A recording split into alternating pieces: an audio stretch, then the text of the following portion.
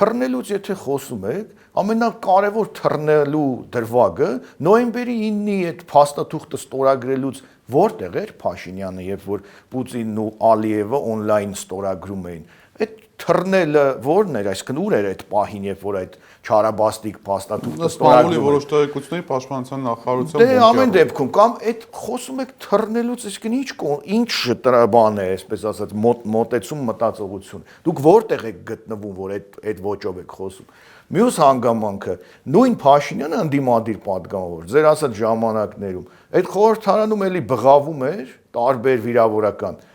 իշխանություն, բայց նրան խմբակային չէին ծեծում։ Ես մեկ անգամ հիշում եմ Արտաշես Գեղամյանի հետ դեպք եղավ, բայց ֆրակցիան դատապարտեց Գեղամյանին։ Գեղամյանի հետ ոչ դահլիճում կարծեմ միջանցքում եւ այն։ Այսինքն կարող էին, չէ՞, հանրապետականները հարձակվել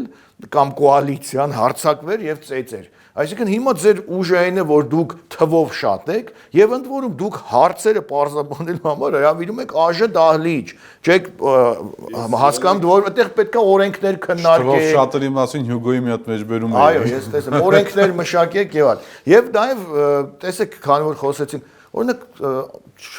անվանական չի ուզեն ասել, բայց գեներալ Սեյրան Օհանյան ինչին է պետք այդտեղ նստել է այդ մանդատ։ Ամոթ չի, որ այդ Ղարաբաղյան պատերազմի այդ ամբողջ կապիտալը մսխվում է, որի ինչ որ տարբեր մարդիկ մեծ մասը անարժաններ, նրան կարող են հրել, վիրավորել, չգիտեմ ինչ անել եւ ելին հայտնի դրվագները չասեմ, բայց ինչի համար եք էլի այնտեղ, այսինքն ինչն է ձեզ ստիպում մնալ։